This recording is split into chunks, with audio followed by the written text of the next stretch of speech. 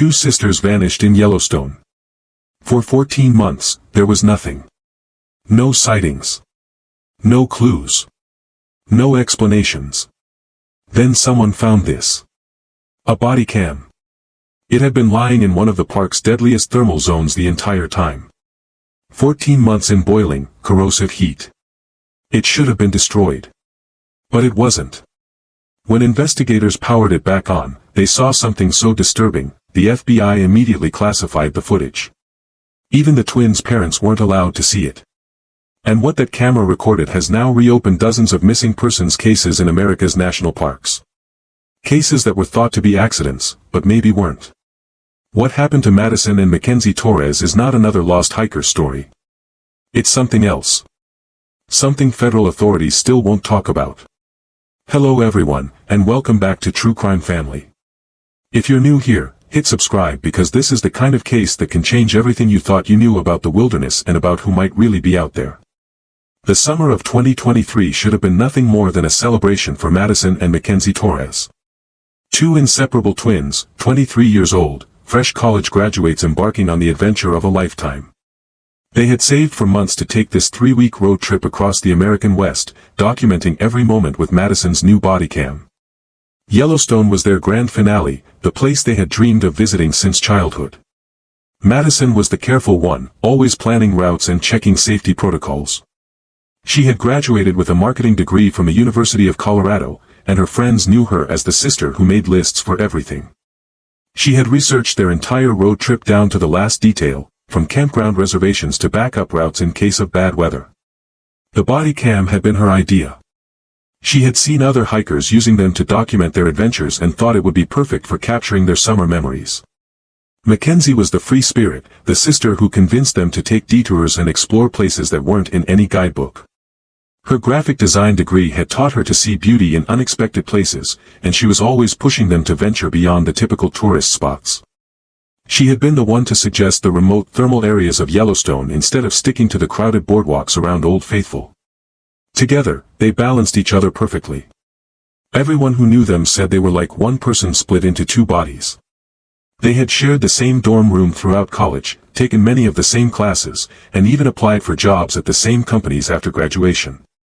Their parents, Miguel and Rosa Torres, had watched their daughters grow into confident young women who tackled every challenge as a team. The road trip had been a celebration of their achievements and a last hurrah before starting their careers. They had already conquered the Grand Canyon, where Madison's body cam captured them hiking along the south rim at sunrise. They had explored Zion National Park, documenting their scramble-up angels landing with shaking hands and nervous laughter. Bryce Canyon had provided some of their most spectacular footage, with Mackenzie pointing out geological formations while Madison narrated their hike through the hoodoos. Their social media accounts told the story of two young women living their best lives.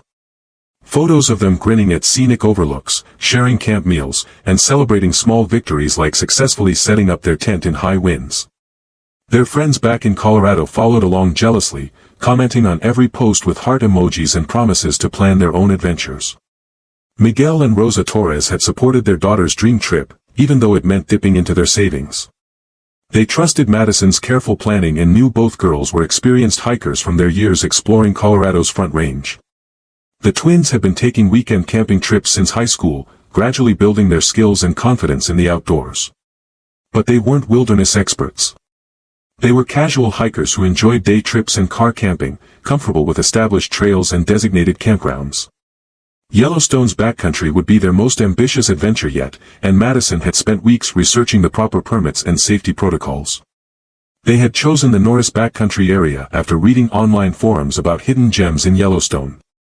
The remote thermal area they targeted was mentioned in several hiking blogs as a place where you could experience the park's geothermal wonders without crowds of tourists. It seemed perfect for their goals of adventure and solitude. Their plan was simple. Hike 6 miles to a remote thermal area, set up camp for 3 days, take photos and videos for their social media accounts, and return to civilization with memories that would last a lifetime. They had done similar trips in Colorado dozens of times. To them, this was just another fun weekend in the wilderness, albeit in a more spectacular setting. The ranger station logbook shows 2 signatures at 9:15 a.m. on August 12, 2023. The handwriting is nearly identical, careful, measured script that belonged to sisters who had done everything together since birth. Madison and Mackenzie Torres had just signed what would become their final entry in any official record. Park Ranger Teresa Hawkins remembered them clearly. Two young women, practically identical except for their hair. Madison wore hers in a neat ponytail while Mackenzie let hers flow loose under her baseball cap. They were excited about exploring the thermal areas, asking detailed questions about trail conditions and safety protocols. They had proper permits, emergency equipment, and seemed well prepared for their expedition. The sisters loaded their silver Toyota 4Runner with backpacks, camping gear, and camera equipment. Madison's Bodycam captured their final preparations, the nervous excitement in their voices as they double-checked their supplies. Water bottles, energy bars, first aid kit, emergency whistle, backup batteries for their cameras. Everything was organized, everything was planned. At 10:30 a.m., they departed from the Norris Trailhead, beginning their 6-mile hike into the backcountry. The Bodycam footage from those first hours shows typical hiking banter. Sisters teasing each other about hiking pace, pointing out wildlife, debating which thermal features would make the best photographs. Their voices were animated, confident, completely unaware of what awaited them in the remote wilderness. The thermal area they had chosen was mentioned in hiking forums as one of Yellowstone's hidden treasures. Too remote for casual tourists, too challenging for inexperienced hikers, but supposedly spectacular for those willing to make the effort. The trail would take them through established paths for the first 4 miles, then transition to unmarked routes between active thermal features. By late afternoon, they had reached their intended campsite. Madison's Bodycam documented their arrival at a clearing surrounded by steaming pools and bubbling hot springs. The landscape looked otherworldly, with mineral deposits creating colorful terraces and steam rising like incense into the clear mountain air. At 7:43 p.m. Saturday evening, they sent their final communication to their parents. The text message was cheerful and reassuring. Made it to our campsite safely. So beautiful here.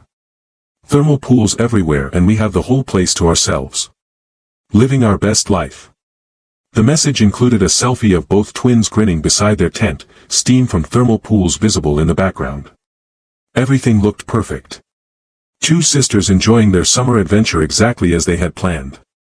Miguel and Rosa Torres smiled when they received the photo, proud of their daughter's independence and happy that the trip was going smoothly. That cheerful message would become the last proof that Madison and Mackenzie Torres had ever existed. When Tuesday afternoon brought no checkout from their campground reservation, park officials began to worry. The Torres twins were known for their punctuality and detailed planning. They had never missed a scheduled return in all their years of hiking together. By Tuesday evening, when no call came to their parents, alarm bells were ringing. Miguel and Rosa Torres tried calling their daughter's cell phones, but the calls went straight to voicemail. The remote location had no cell service, but the twins should have returned to an area with coverage by then. Wednesday morning, Miguel and Rosa Torres made the 8-hour drive from Denver to Yellowstone, their hearts heavy with worry. They knew their daughters were careful and experienced, but 14 months later, that drive would be remembered as the beginning of their worst nightmare. Rangers found the Toyota 4Runner exactly where the twins had left it, locked and undisturbed in the Norris Trailhead parking area. Inside were energy bars they had forgotten to pack, phone chargers, and a printed map with their planned route marked in Madison's neat handwriting. The map showed their intended 3-day itinerary, with campsite locations and return timing clearly noted. More concerning was what wasn't in the vehicle. Both sisters had carried expensive DSLR cameras worth thousands of dollars. Their hiking packs, camping gear, emergency supplies, and Madison's Bodycam were all missing. The backcountry permit tucked behind their windshield wiper showed they had planned to return Monday evening, giving them an extra day beyond their last text message. Search operations began immediately. Yellowstone's search and rescue team deployed helicopters across the thermal basin while ground teams followed every trail junction and creek crossing along the sisters' planned route. The terrain was treacherous, with unmarked paths winding between active thermal features that could shift without warning. Search dogs picked up the twins' scent along the main trail for approximately 6 miles before losing it completely near a section where multiple geothermal features intersected. The dogs became visibly agitated at that point, whimpering and backing away despite their handlers' encouragement. Some primal instinct warned them against proceeding further into the thermal field. The search was complicated by the landscape itself. Active thermal pools ranged from lukewarm springs to superheated cauldrons reaching temperatures over 200 degrees Fahrenheit. The water was so acidic it could dissolve coins in hours and strip paint from metal in minutes.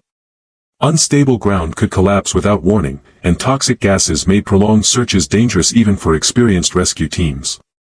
Danny Rodriguez, a maintenance worker with 12 years of experience in Yellowstone's geothermal areas, joined the search efforts. He knew the thermal basin better than almost anyone, having repaired boardwalks and installed safety barriers throughout the region. If anyone could navigate the dangerous terrain safely, it was Danny. But even he was troubled by the complete absence of any trace of the missing sisters. For 3 weeks, search teams combed every accessible area of the thermal basin. Specialized dive teams examined deeper pools despite extreme temperatures and dangerous chemical compositions. Volunteers from the Twins University joined the effort, organizing grid searches through areas where 2 people might have sought shelter from weather or injury. Miguel Torres spent his retirement savings hiring private search specialists. The Twins' college friends organized volunteer expeditions, driving up from Colorado on weekends to join the search efforts. Their Instagram accounts became memorial pages where thousands of followers shared hopes for their safe return and theories about what might have happened. But no trace of Madison or Mackenzie ever emerged. Their expensive camera equipment never surfaced despite intensive searches of thermal pools and drainage areas. No abandoned campsites were discovered. No pieces of clothing or personal items were found. The twins seemed to have simply vanished into the landscape they had come to document. As days stretched into weeks, theories proliferated. Park officials suspected the twins had encountered wildlife, though grizzly bears were less active in the thermal areas due to the dangerous terrain. Others pointed to the treacherous landscape itself, where loose mineral deposits could trigger slides capable of burying people instantly. The most optimistic scenarios imagined the sisters trapped but alive in some hidden canyon, surviving on emergency rations while waiting for rescue. By late August 2023, active search operations were suspended. The case remained officially open, but resources shifted to other park emergencies as summer tourist season demanded attention elsewhere. The Torres family refused to accept defeat, continuing private searches through the fall and hiring civilian rescue teams with specialized equipment. When winter arrived in Yellowstone, sealing the high country under snow by October, the twins' disappearance gradually faded from headlines. Online communities dedicated to missing persons kept their story alive, analyzing satellite imagery and proposing theories, but concrete leads remained non-existent. The case might have remained permanently cold, another entry in the park's long history of unexplained disappearances. Over 1,600 people vanish in America's national parks every year, and most are never found. The Torres twins seemed destined to join that tragic statistic. Then, 14 months later, Danny Rodriguez made a discovery that would change everything. It was October 2024, and Danny was part of a maintenance crew installing new safety barriers near some of the park's most dangerous thermal features. They had been working in the area where the Torres twins' scent trail had been lost, upgrading warning signs and reinforcing protective barriers after a series of close calls with tourists. The thermal pool was acting strangely that morning. Danny had been working around Yellowstone's geothermal features for 12 years, and he had never seen water bubble quite like that. Violent, agitated, like something was trying to surface from the depths. When he looked closer, wedged between the mineral-crusted rocks where no piece of equipment should have survived, he found something impossible. A Bodycam, its chest harness torn and twisted, apparently ripped from someone's torso with tremendous force. The device had been exposed to extreme heat, corrosive minerals, and moisture for over a year. By all logic, any electronic components should have been destroyed. The protective casing was cracked, the lens was fogged with mineral deposits, and the mounting hardware showed signs of violent removal. But when park technicians managed to connect external power to the device, something miraculous happened. The memory card was intact. Hours of footage remained stored in the camera's memory, including August 12th, 13th, and part of August 14th, 2023. The timestamp and equipment serial numbers confirmed it was Madison's Bodycam, the device she had worn during their final expedition. When investigators began reviewing the footage, they expected to find documentation of a tragic accident. Perhaps footage of the sisters falling into thermal features, or becoming lost in the maze of dangerous terrain. What they found instead was far more disturbing. The first hours were routine. Madison's perspective as the twins hiked into the backcountry, laughing about everything and nothing. They filmed themselves setting up camp, exploring thermal pools, and taking selfies against the backdrop of steaming geysers. Their voices were carefree, excited about their wilderness adventure. "This is so much cooler than those crowded tourist areas," Mackenzie's voice came through clearly on the recording. "We're like real explorers out here." Nothing seemed unusual until the timestamp approached 11:30 p.m. on August 13th. The camera showed Madison and Mackenzie inside their tent, scrolling through the day's photos on Madison's phone. They were planning which pictures to post on Instagram when they returned to cell service, debating captions and filters like any other young women on vacation. The atmosphere was relaxed, comfortable, completely normal. "Did you hear that?" Mackenzie suddenly whispered, looking up from the phone screen. Madison's bodycam captured her tilting her head, listening. Beyond the constant hiss of thermal vents, there was something else. A low, rhythmic sound that seemed to move around their campsite. It wasn't the random bubbling of hot springs or the whistle of escaping gases. It was deliberate, patterned, almost like breathing. "Probably just the hot springs," Madison said, but her voice carried uncertainty. "This whole area is full of underground water and steam." The sound continued, and through the tent walls, shadows passed. Too large and too deliberate to be wildlife, too coordinated to be coincidence. The sisters fell silent, listening intently as the sound circled their campsite with methodical precision. Then something pressed against the outside of their tent. Not the random bump of an animal investigating their campsite, but the clear outline of a human hand, fingers spread wide against the orange nylon fabric. The impression held for several seconds before sliding away, leaving both sisters staring in terror. "We need to get out of here," Mackenzie whispered urgently. "Right now." The footage turned chaotic as Madison scrambled to pack while keeping the bodycam recording. They whispered frantically about whether to use their emergency whistle or try to reach their car, but both agreed something was fundamentally wrong. Their voices carried the kind of primal fear that overrides rational thought. They emerged from the tent into darkness broken only by their headlamps. Madison's bodycam captured the alien landscape around them. Thermal pools glowing with supernatural light, steam rising like spirits into the cold night air. What should have been their peaceful camping adventure had become something from a nightmare. Moving between those pools, barely visible in the darkness, were shapes that shouldn't have been there. "There are people out here," Mackenzie breathed, her voice tight with fear.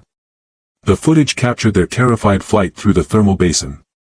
They stumbled between steaming pools and unstable ground, their breathing ragged with panic as they tried to navigate terrain that was treacherous even in daylight. The bodycam's night vision revealed the hellish landscape around them. Thermal pools that glowed like lava, mineral formations that looked like alien sculptures, and steam that obscured vision beyond a few feet. Behind them, always just at the edge of the camera's vision, the shapes followed. For a moment, the lens pointed backward, and investigators could see what was pursuing the sisters. 3 figures in dark, specialized gear moved between the thermal pools with impossible silence and coordination. They wore what appeared to be hazmat suits or thermal protection equipment, their faces hidden behind reflective masks. Most disturbing, they moved across the unstable, superheated ground as if it posed no danger to them at all. "This way," Mackenzie shouted, pointing toward what she thought was the trail back to their car. But in the darkness and panic, they were running deeper into the thermal field, toward areas where the ground itself could collapse without warning. The final sequence was heartbreaking. 2 young women who had come to Yellowstone for a fun summer adventure found themselves hunted through a hellish landscape by unknown predators. Their summer celebration had become a fight for survival in one of America's most dangerous natural environments. Madison's camera captured Mackenzie at the edge of a massive thermal pool, its water glowing with an ominous blue-green light. She was trying to jump across to more stable ground when the mineral crust at the pool's edge gave way. "Madison, help!" Mackenzie screamed as she fell into the superheated water. Madison lunged toward the pool, but the bodycam suddenly jerked backward with tremendous force, as if something had grabbed her from behind. The camera was torn from her chest harness, tumbling through the air before striking the rocky ground hard enough to crack the protective casing. The final frames showed the thermal pool's surface already still, as if nothing had ever disturbed it. At the edge of the frame, barely visible through the steam, stood one of the pursuing figures. The lens caught the reflection of specialized thermal boots designed for extreme heat environments. Equipment that neither Madison nor Mackenzie possessed. The figure stood motionless for nearly 30 seconds, apparently watching the pool where Mackenzie had vanished. Then it turned and moved away with that same unnatural silence, disappearing into the thermal field. The recording continued for another 8 minutes, capturing only the sound of bubbling thermal water and escaping gases. No voices, no movement, no sign that two human beings had ever been there. When investigators finished watching the footage, the room fell silent. The Bodycam had documented something that defied explanation. A coordinated pursuit by unknown individuals who moved through Yellowstone's most dangerous terrain as if they owned it. Forensic analysis revealed additional disturbing details. Audio enhancement isolated the rhythmic sound that had first alerted the twins, revealing a pattern too complex to be natural thermal activity. Some experts claimed to hear fragments of communication, though no recognizable language could be identified. Frame-by-frame analysis of the pursuing figures showed movement patterns inconsistent with normal human locomotion in hazardous terrain. They seemed to glide across superheated ground that would kill an unprotected person within seconds. Most unsettling, the specialized equipment they wore suggested prior knowledge of the thermal basin's specific dangers. The thermal boots captured in the final frames became an obsession for investigators. The brief glimpse showed professional-grade equipment designed for extreme heat environments. Gear that cost thousands of dollars and wasn't available to casual hikers. Someone had been prepared for the specific dangers of Yellowstone's thermal features. The FBI was contacted immediately. Federal agents arrived within hours to secure the evidence and begin their own investigation. What they found in that footage launched the largest missing persons task force in national park history. The case was reclassified from missing persons to suspicious death. The pursuing figures were never identified, but their specialized thermal equipment suggested either industrial workers, research scientists, or something worse. People who used Yellowstone's remote thermal features for purposes the Park Service didn't want to consider. In the months following the footage's discovery, additional witnesses came forward. Park employees reported unauthorized lights in the thermal basin at night. Researchers mentioned equipment that moved or disappeared from secured locations. Several people described feeling watched during backcountry visits to thermal areas. The Torres family finally had answers about their daughter's fate, but those answers raised more questions than they resolved. Madison and Mackenzie had been murdered, hunted through Yellowstone's most dangerous landscape by people who knew the terrain's deadly secrets.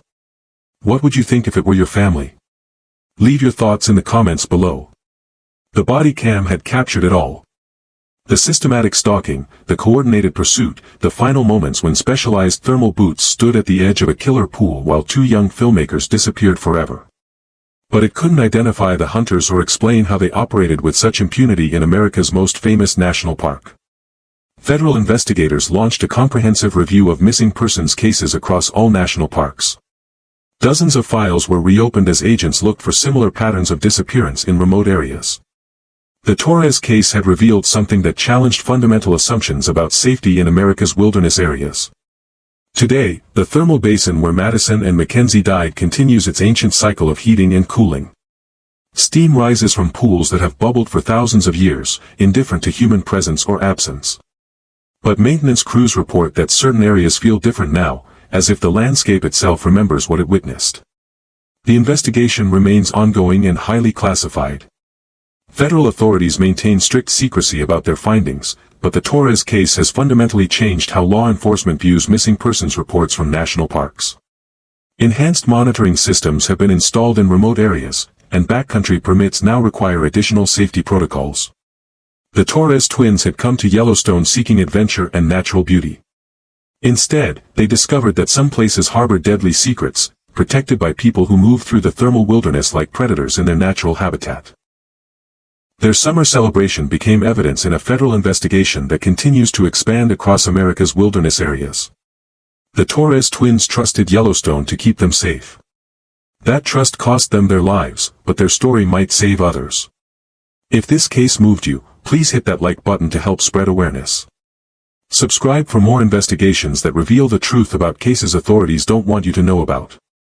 And remember, sometimes the wilderness isn't empty. Sometimes, someone is watching from the shadows, waiting for the next group of victims to walk into their perfectly designed trap. The pools continue to bubble. The steam continues to rise. And somewhere in that ancient landscape, the truth about who controls Yellowstone's remote places remains hidden beneath layers of mineral deposits and federal classification. Some mysteries are too dangerous to solve completely, but too important to forget.